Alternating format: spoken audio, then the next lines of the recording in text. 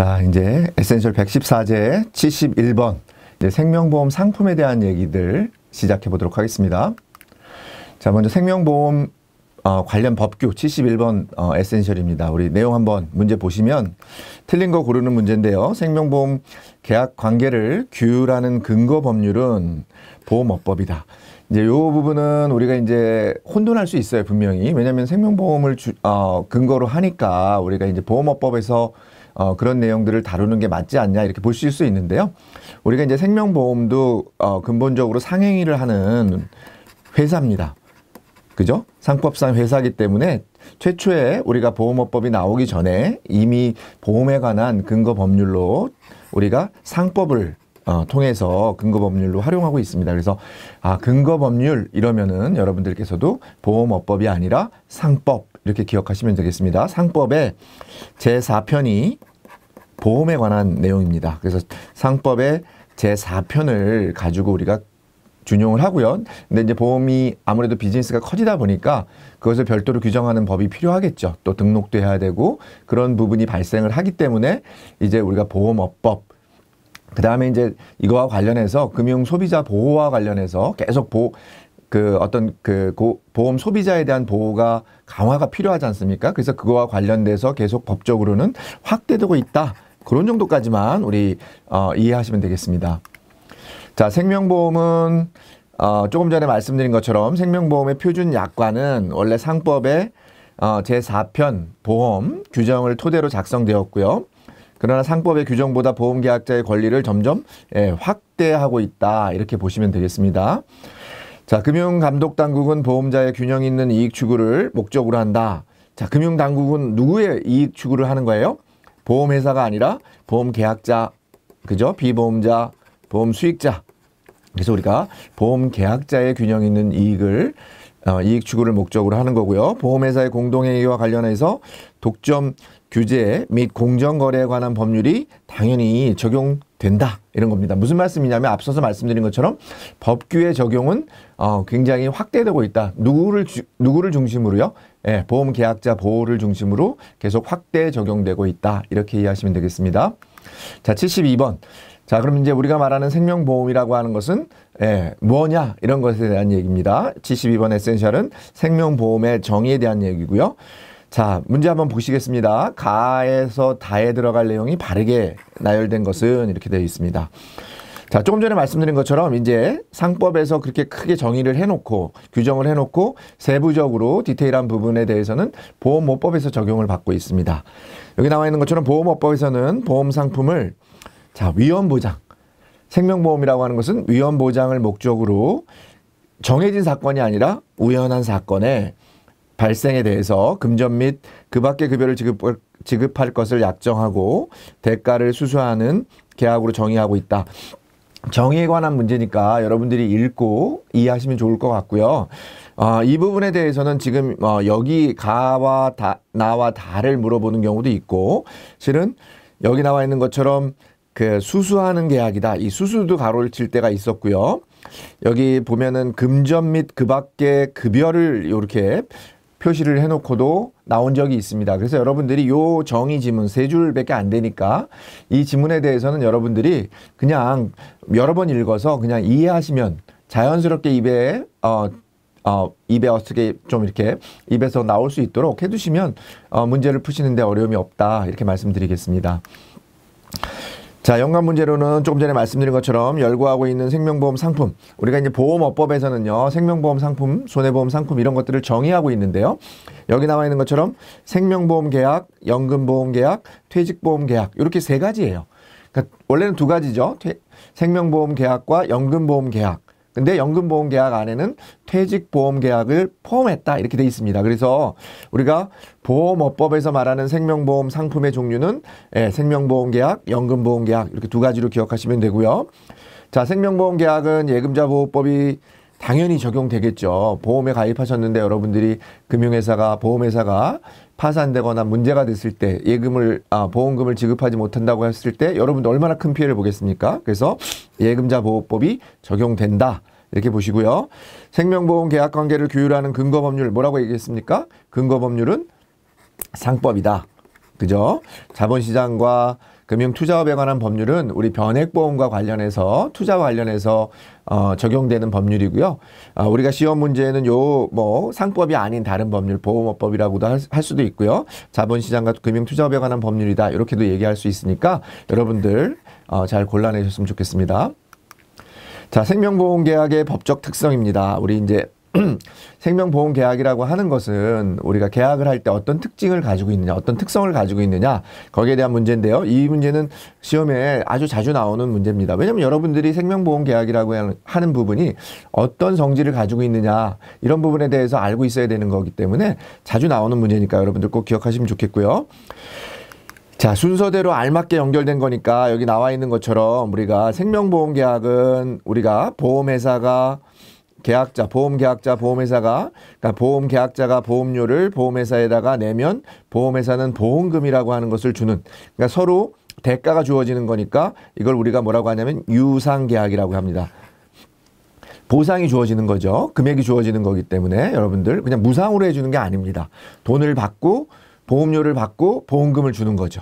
자, 대가성 재산을 그 다음에 이제 우리가 누가 보험료를 납입해요? 보험계약자가 보험료를 납입하고 보험회사는 보험금을 지급하는 의무를 가지게 됩니다. 여러분들 요거는 지금은 그냥 이거 뭐 너무 쉬운 거 아니야 이렇게 얘기하실 수 있지만 여러분들이 막상 시험장에 가시면은 헷갈릴 수 있습니다. 뭐가 헷갈리냐면 야, 보험회사가 내는 게 보험료야 아니면 보험계약자가 내는 게 보험료야 이렇게 헷갈릴 수 있으니까 여러분들 보험회사가 우리 여러분들한테 주는 거는 보험금이고요. 여러분들이 보험회사가 내는 거, 우리 무슨 뭐 전기세, 전기료 이렇게 얘기하잖아요. 그러니까 그거 마찬가지로 보험료를 여러분들이 보험회사에다 낸다. 그렇게 보시면 되겠고요. 의무는 보험회사만 일방적으로 지는 것도 아니고 보험계약자만 지는 것도 아닙니다. 보험회사는 당연히 보험금을 지급해야 되는 의무가 있고 여러분들은 보험료를 납입해야 되는 의무가 있는 거죠. 그래서 쌍무. 한쪽만이 아니라 두 쪽 다의 의무가 있다. 그래서 쌍무계약이다. 이렇게 보시면 되겠습니다. 보험계약의 해석에 있어서 다툼이 있을 때에는 누구에게 유리하게 해야 된다? 누구에게 불리하게 해야 된다? 보험회사에게 불이익해야 된다는 원칙이 뭐냐면 작성자 불이익의 원칙입니다. 그러면 거꾸로 얘기하면 보험계약자에게 유리한 원칙. 그렇게 유리한 원칙이라고는 쓰진 않지만 보험계약자에게 유리하게 적용해야 된다. 자, 선의성을 확보하기 위해서 우리가 부여되는 의무. 조금 전에 말씀드린 것처럼 우리는 여러분들 계약자로서 그 사행성이 존재한다고요. 여러분들 적은 보험료를 내고 큰 보험금을 받아가기 때문에 항상 사기의 위험성이 있어요. 그래서 우리가 여러분들이 뭔가 보험을 가입하시기 전에 알려야 되는 의무, 그 부분을 우리가 고지 의무라고 했는데 선의성을 확보하기 위해서 우리가 부여되는 의무는 고지 의무가 되겠습니다. 자, 생명계약은 계약자 간 의무가 수반되는 편무계약이 아니고 쌍무계약이라고 얘기했고요. 계약자가 청약을 하고 보험회사가 보험증권을 교부하면 이게 우리가 계약이 성립되는 게 아니라 그냥 승낙만 하면 되는 거죠. 그러니까 증권의 교부 여부하고는 관계없습니다. 그래서 우리가 불요식 계약이죠. 자, 보험계약자는 보험계약 체결 시 약관 내용의 일부. 우리가 계약을 가입할 때 부합성의 원칙이라고 하는 것은 우리가 일부에 동의하는 게 아니라 전체를 동의하거나 아니면 전체를 거절해야 돼요. 그래서 부합성의 원칙에서는 일부가 아니다. 보험계약자별로 개개인의 필요에 따라서 보험약관을 따로 만들 수가 당연히 없죠. 우리가 보험회사의 편의도 있지만 우리가 이제 보험회사가 만들어 놓은 계약 약관에 여러분들이 전체로 동의하거나 아니면 전체로 거절을 해야 된다. 그래서 개개인의 필요에 따라 약관을 따로 만들 수는 없다. 보험은 약관에 의해 판매되므로 보험회사의 이익이 등한시될 수 있어 법규 체계가 필요하다. 누구의 이익이 등한시될 수 있는 거예요? 미리 만들어 놓은 거니까 보험회사는 자기네들한테 유리하게. 그죠? 그렇기 때문에 누구 이익이 등한시될 수 있어요? 보험회사가 아니라 계약자의 이익이 등한시될 수 있다. 이렇게 보시면 되겠습니다. 자, 74번 에센셜입니다. 우리 생명보험 상품은 또 어떤 기능적인 특성을 가지고 있는지 한번 살펴보는 내용이 되겠습니다. 그래서 다음 중 생명보험 상품의 기능적 특성에 대한 설명으로 틀린 거 어떤 게 되겠습니까? 자, 여러분들 생명보험 상품은 어때요? 구매에 따른 효과를 바로 느낄 수가 없습니다. 왜? 눈에 보이지 않는 무형의 상품이기 때문에 공산품처럼 구매의 효과를 바로 느낄 수 없다. 그게 정답이에요. 그러니까 느낄 수 있는 게 아니다. 이렇게 여러분들 골라내시면 되겠습니다. 자, 생명보험 계약의 성립 요건. 계약자의 청약과 보험회사의 승낙만 있으면 된다. 보험증권을 반드시 발행해야 된다.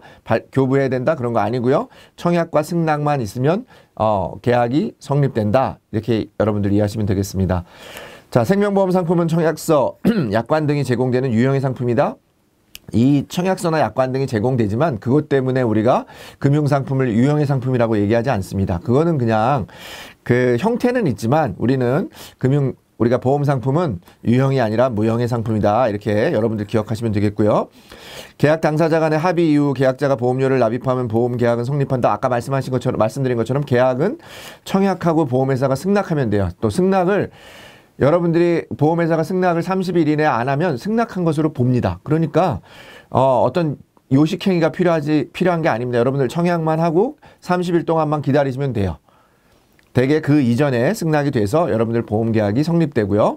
물론 이제 효력이 발생하는 거하고는 조금 다른 개념이 되겠습니다. 보험회사의 니즈에 맞춰 필요한 위험보장 및 재정설계가 가능한 상품? 누구의 니즈에 맞는 거예요? 계약자의 니즈죠. 보험회사는 자기들의 목적에 맞춰서 이미 만들어 놓은 거예요. 그거를 누구의 니즈에 맞춰야 되는 거예요? 계약자의 니즈. 계약자의 라이프 사이클에 맞춰 가입자별로 필요한 손해담보. 우리가 보험이라고 하는 것은 손해담보를 하는 것은 우리가 뭐겠습니까? 네, 손해보험에서 하는 거고요. 생명보험에서는 손해담보가 아니라 여러분들 위험보장이나 재정설계를 하기 위해서 우리가 보장설계가 가능한 그런 상품이 되겠습니다. 그래서 손해담보가 아니다. 이렇게 보시면 되겠습니다. 자, 75번 에센셜입니다. 생명보험 상품의 구성에 대해서 우리가 이제 생명보험 상품이라고 하는 것은 어떤 걸로 구성이 되어 있는가? 여러분들이 이제 중요한 거죠. 왜냐면 생명보험 상품이라고 하는 게 우리가 무형의 상품이지만 그 생명보험 상품 자체가 어떤 내용으로 구성되어 있는지는 여러분들이 반드시 이해하셔야 되는 그런 부분이 되겠습니다. 자, 생명보험 상품을 개발하고자 할 때 우리 기초서류. 상품을 개발할 때 이 기초서류에 들어가는 거 반드시 들어가야 되는 내용이 뭐겠습니까? 약관. 제일 중요하다고 얘기했고요. 방법서. 그 다음에 우리 보험료나 책임준비금을 산출하는 방법에 대한 내용들은 반드시 포함돼야 되는데 청약서라고 하는 것은 우리가 기초서류에 들어가는 게 아니라 그냥 계약서류죠. 여러분들이 이제 보험을 모집할 때 가서 우리 계약자에게 받아오는 서류 그런 부분들이니까 기초서류에 해당하는 부분은 아니고요. 우리가 그냥 계약과 관련된 서류가 되겠습니다. 자, 보험회사에서 보험 상품을 개발하여 판매하고자 할 경우에는 기초서류를 작성해야 되는데 우리가 이 기초서류는 당연히 허가를 받아야 돼요. 인가를 받아야 되는데 누구한테 허가를 받아야 되냐면은 금융위원회에 신고를 해서 허가를 받아야 됩니다. 그래서 보험업법령상 우리 법령상 우리 금융위원회에 신고사항이죠. 당연히 우리가 신고를 해서 이게 금융위원회에서 그 부분에 대해서 신고한 부분에 대해서 인가를 해줘야 우리가 보험 상품을 판매할 수 있는 거가 되는 겁니다. 그래서 여러분들이 나와 있는 것처럼 신고사항이고 금융위원회에 우리가 신고를 해야 된다. 같이 기억하시면 되겠습니다. 주계약은 자체만으로 독립적인 판매를 할 수 없는 보험이다. 우리가 이제 생명보험 상품이 크게 보면 주계약이 있고 주계약을 보장해주기 위해서 더해주기 위해서 우리가 특약이라고 하는 것을 부과를 합니다. 그러니까 특약은 선택이고요. 이건 주계약이 없으면은 보험 계약 자체가 상품 자체가 존립할 수가 없습니다. 그러니까 주계약만으로는 상품 자체가 독립적으로 당연히 판매를 할 수 있는 부분이죠. 없는 부분이 아니고요. 주계약은 보험계약의 가장 큰 특징, 계약자 구성을 나타낸다. 계약자 구성이 아니라 어떤 주계약이라고 하는 것은 보험의 어떤 목적, 가입 목적 이런 것들을 나타내는 거지 계약자 구성을 나타내는 것은 아닙니다. 그 다음에 주계약은 임의로 가입하지 않아도 계약은 성립하는 게 아니죠. 당연히 주계약은 반드시 의무적으로 가입해야 계약이 성립되는 그런 필수 사항이다. 이렇게 보시면 되겠고요. 주계약은 보장성 보험으로만 개발되는 게 아니라 주계약은 당연히 우리 가입 목적이 뭡니까? 보장성 보험도 있고 저축성 보험도 있으니까 꼭 보장성 보험으로만 개발되는 것은 아니다. 그렇게 기억하시면 되겠습니다. 자, 우리가 이제 조금 전에 말씀드린 것처럼 주계약이 있고 특약이 있겠죠. 상품의 구성에서 특약. 이거는 조금 전에 말씀드린 것처럼 특약이라고 하는 것은 우리가 반드시 가입해야 되는 것은 아니고요. 근데 우리가 특약을 가입할 때 예를 들어서 우리가 계약자가 특약 보험료라고 하는 것을 추가하는 게 있고요. 또 보험료를 내지 않고 그냥 서비스만 우리가 더 추가로 받는 게 있습니다. 이런 것들을 우리가 뭐라고 하냐면 제도성 특약이라고 하고요. 그 다음에 우리가 보험료를 더 내서 그런 어떤 서비스를 더 추가받는 것을 우리가 뭐라고 하냐면 보장을 확대하기 위한 특약이라고 합니다. 그래서 여기서 우리가 조금 전에 말씀드린 제도성 특약과 보장을 추가 확대하기 위한 특약에 대해서 나열을 하고 있는데 보험료를 내느냐 안 내느냐 여러분들 추가로 내느냐 안 내느냐를 기준으로 여러분들이 판단하시면 되고요. 그런 문제를 서로 바꿔서 내는 문제가 계속해서 시험 문제가 나오고 있습니다. 여기는 바르게 연결한 거 고르는 거니까. 자, 제도성 특약의 우량치 할인 특약. 이거는 여러분들이 보험료를 더 내는 게 아니에요. 여러분들 건강하시다면 보험회사에서 알아서 우량치 할인 특약에 가입을 시켜서 여러분들 보험료를 할인시켜주는 겁니다. 무슨 말씀인지 아시겠죠? 그 내용이 맞고요. 나머지는 전부 다 반대로 연결되어 있다. 이렇게 보시면 되겠습니다. 자, 보험료 부담이 동반되지 않는 거 조금 전에 제가 뭐라고 했어요? 제도성 특약이다. 가입자의 편의를 위한 제도성 특약이다. 이렇게 말씀드렸고요. 특약은 상품 개발 시 주계약과 동일한 개발 절차. 우리가 개발할 때 특약이라 그래서 우리가 간단하게 하는 게 아니라 똑같은 절차를 통해서 개발합니다. 그래서 내용이 맞는 지문이 되겠고요. 자, 특약은 보험계약에서 기본이 되는 게 아니고 기본이 되는 것은 주계약이니까 중심적인 보장 내용이 아니다. 틀린 내용이 되겠고요. 특약만으로는 보험계약은 성립할 수 제가 없다고 했어요. 주계약만으로는 성립할 수 있지만 특약은 보조적인 거다. 특약만을 가입하는 것이 당연히 그래서 불가능한 거죠. 주계약을 가입하고 거기에 여러분들이 선택적으로 특약을 가입하는 그런 내용이 되겠습니다. 특약은 주계약 시 의무적으로 가입하는 거 아니라고 얘기했습니다. 선택적으로 가입하는 거고요. 우량치 할인 특약 앞에서 보신 것처럼 이것은 보험료를 더 내는 게 아니니까 보장을 추가하거나 확대하기 위한 특약이 아니라 여러분들 제도 서비스의 확대를 위한 제도성 특약이 되겠습니다. 그래서 틀린 내용이 되겠습니다. 자, 77번. 에센셜입니다. 우리 생명보험 상품이 조금 전에 말씀드린 것처럼 가입 목적이나 또는 가입 대상이나 아니면은 뭐 준비금을 적립하는 방법이나 여러 가지 방법에 의해서 그 여러 가지 종류로 나눠지고 있습니다. 그래서 생명보험 상품의 분류와 우리가 이제 첫 번째 개인단체 보험. 개인단체 보험이라고 하는 것은 여기에 계약자 수로 나는 게 아니라 가입 대상 에 따라서 우리가 개인 보험이냐 아니면 단체 보험이냐 이렇게 구분하고 있습니다. 그래서 틀리게 연결한 것은 1번이 되겠는데요. 자, 우리가 어떻게 보면 개인 1명, 단체 여러 명 이러니까 수하고 관련이 있다라고 보일 수 있습니다. 그래서 자주 실수하는 부분이에요. 그러니까 여러분들 꼭 기억하셔서 개인 보험하고 단체 보험을 구분하는 것은 수가 아니라 보험 계약자, 보험 대상이다. 이렇게 기억하시면 되겠습니다.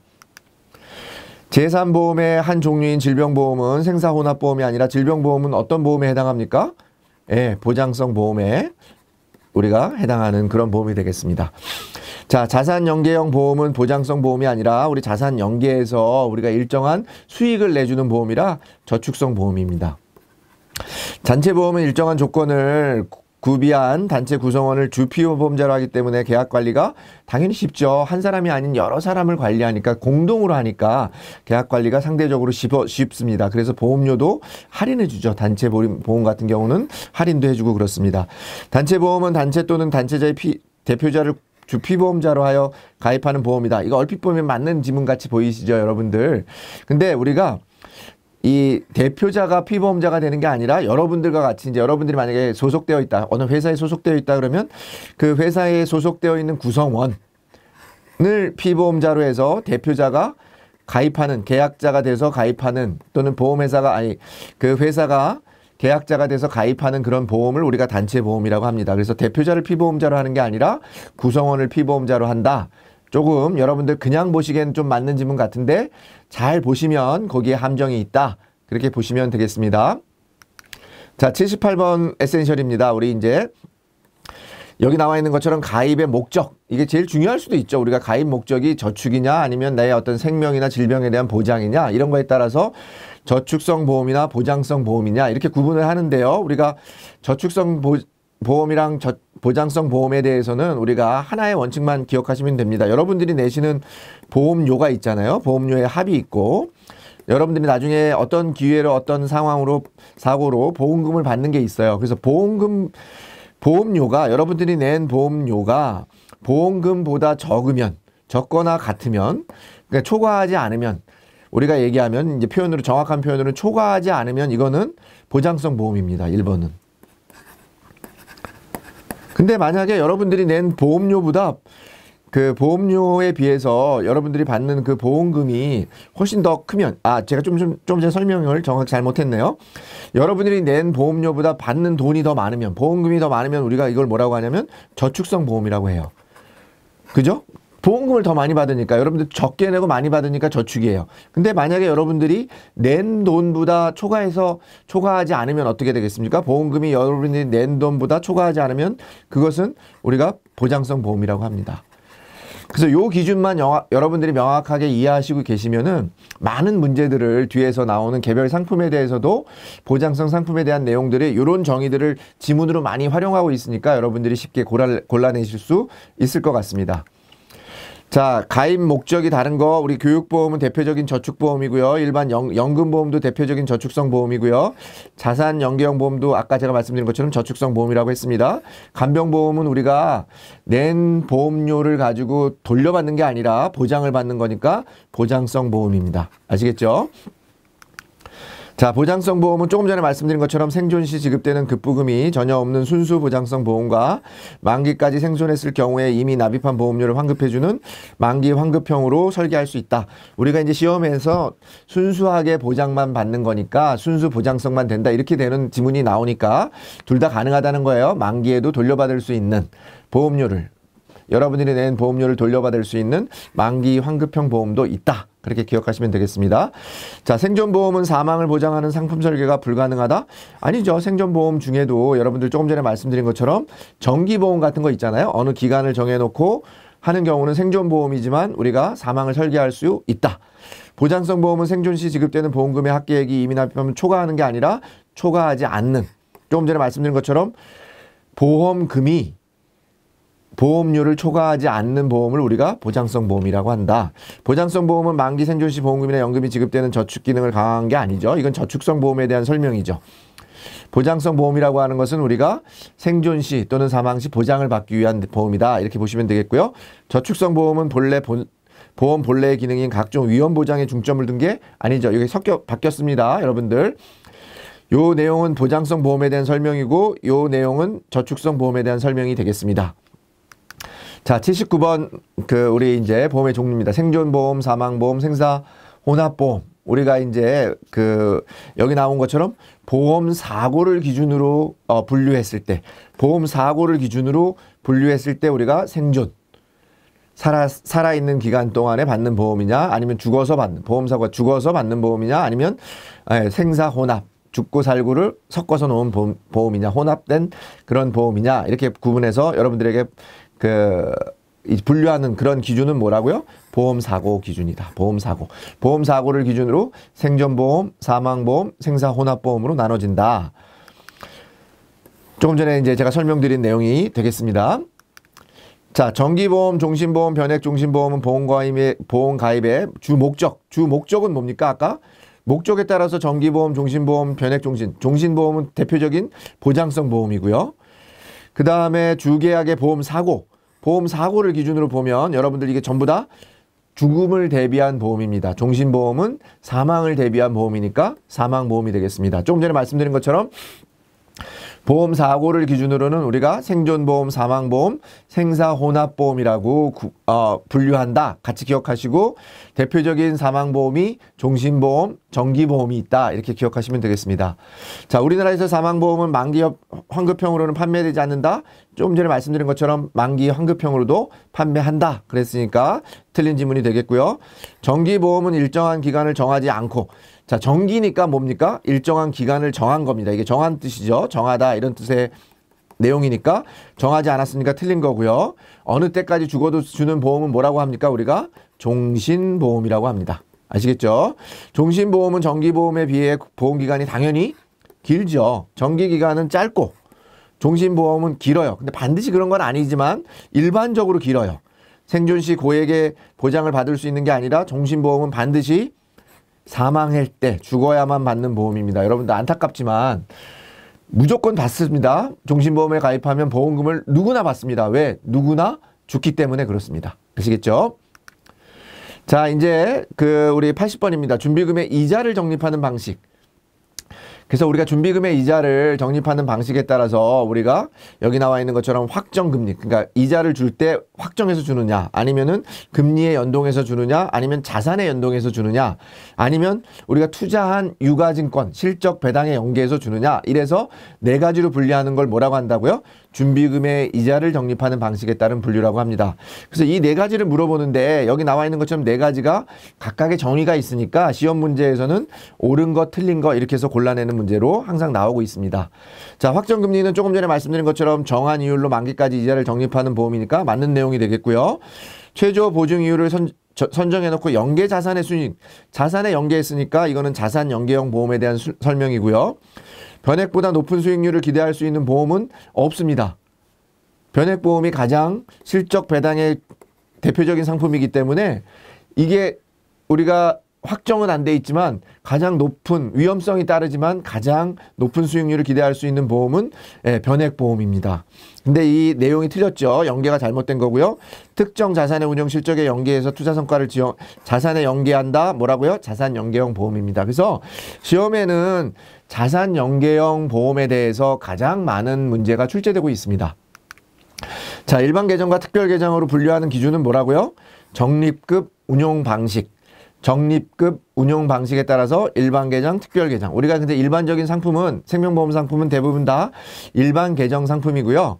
여러분들이 아시는 이제 변액보험 상품이나 우리 뭐 퇴직, 연금 같은 그런 상품들 같은 경우는 우리가 특별 계정에서 별도로 자산을 이렇게 주머니를 별도로 운영해서 위험성이 있기 때문에 그렇습니다. 그래서 특별 계정으로 운영하고 있습니다. 대표적인 상품은 변액보험인 거죠. 특별 계정에서 운영되는 보험 상품은 변액, 퇴직, 연금, 자산 연계형 보험이 되겠습니다. 자산 연계형 보험 중에는 공시 이율형 상품은 제외가 된다는 거 같이 기억하시면 되겠습니다. 자산 연계형 보험은 대표적인 실적 배당형이 아니라고 했습니다. 자산 연계 상품이죠. 대표적인 실적 배당형 보험 상품은 뭐라고요? 예, 변액보험이 되겠습니다. 그래서 틀린 다음이 되겠고요. 자산 연계형 보험은 변액보험보다 더 높은 수익률을 기대할 수 없습니다. 가장 높은 수익률을 기대하는 것은 변액, 그 다음이 이제 자산 연계형이라고 할 수 있겠죠. 실적 배당형 보험은 특정 자산의 운용 실적에 연계하여 투자 성과를 지급하는 건데 특정 자산의 운용 실적이 아니라 투자 상품, 그러니까 우리가 얘기할 수 있는 주식이나 채권 이런 쪽에 주식이나 채권의 유가증권에 투자하는 상품을 우리가 실적 배당형 보험이라고 하고요. 특정 자산의 운용 실적에 연계하는 것은 우리가 자산 연계형 보험이라고 얘기하고 있습니다. 자, 갱신형, 비갱신형. 말 그대로 갱신, 보험료가 갱신되는 거, 보험료가 갱신되지 않는 거. 그러니까 대표적으로 생명보험회사는 여러분들 매년 똑같은 보험료를 내잖아요. 그러면 비갱신형 상품이 생명보험 상품이 되는 거고요. 여러분들 손해보험, 자동차 보험은 매년 우리가 여러분들 낼 때마다 매년 상황에 따라 다르게 내죠. 그런 걸 우리가 갱신형 보험이라고 얘기하고 있습니다. 틀린 거 골라내는 거니까요. 대부분의 생명보험 상품은 뭐라고 얘기했습니까? 제가 조금 전에 여기 비갱신형, 보험료를 갱신하지 않잖아요. 그래서 비갱신형 상품이다. 이렇게 기억하시면 되겠습니다. 자, 그 보험금의 액수가 보험계약 시 확정되는 거 우리가 이거를 정액, 금액이 정해져 있다. 그래서 보험금, 여러분들 받는 보험금이 정해져 있어요. 사망보험금 같은 경우도 여러분들 예를 들어서 종신보험도 죽으면 5천만 원 이렇게 확정되어 있는 그런 보험들을 우리가 정액보험이라고 한다. 이렇게 기억하시면 되겠고요. 보험기간 중 일정 기간 동안 해약 환급금을 적게 주는 조건으로 최근에 이제 이런 우리가 해지 환급금이 적으면서 짧은 기간 동안에 그 보험료를 납입받고 만기의 보험금을 보장해주는 그런 상품들이 많이 출시가 되고 있는데 그런 걸 우리가 뭐라고 하냐면은 저해지 환급형 상품이라고 합니다. 여러분들 이름이 좀 어려운데요. 저해지 환급형 상품. 일정 기간 동안 해약 환급금을 적게 주는 거예요. 저해지. 환급금이 적은데 나중에 그 대신에 보험료가 싸고 그 다음에 이제 일정한 기간이 지나면 만기 보험금을 원금에 보장해주는 그런 상품으로 만들어주는 상품의 형태가 뭐라고요? 저해지 환급형 상품이다. 같이 기억하시면 되겠고요. 비갱신형 보험은 안정적인 보험계약 운영을 위하여 도입되었다. 자, 갱신보험이 계속 바뀌니까 안정적인 보험계약이죠. 우리가 자동차 보험 같은 경우도 비갱신으로 하면 얼마나 불안하겠습니까? 근데 매년 갱신이 되니까 우리가 마찬가지로 안정적인 보험계약 운영을 할 수 있도록 만들어준 거니까 비갱신형 보험이 아니라 갱신형 보험이 되겠고요. 갱신형 보험 상품의 갱신 여부는 갱신 시점에 보험회사가 결정하는 게 아니라 그 계약할 때 우리가 이제 갱신 시점에 정하는데 보험회사가 정하는 게 아니라 계약자에게 미리 통보합니다. 지금 갱신이 될 시점이니까 여러분 갱신을 하시겠습니까? 마시겠습니까? 그러면 여러분들이 선택하는 거가 되겠습니다. 비갱신형 보험은 일부 질병보험과 간병보험에 적용되고 있다. 자, 일부 질병보험과 간병보험에 적용되고 있는 것은 우리가 갱신형 보험이 되겠습니다. 여러분들 왜냐하면 확실하게 우리가 정해져 있지 않기 때문에 데이터가 충분하지 않기 때문에 간병보험 같은 경우에도 매년 갱신되는 그런 보험들이 발생을 하는 거죠. 그래서 비갱신형 보험이 아니라 갱신형 보험에 대한 설명이 되겠습니다.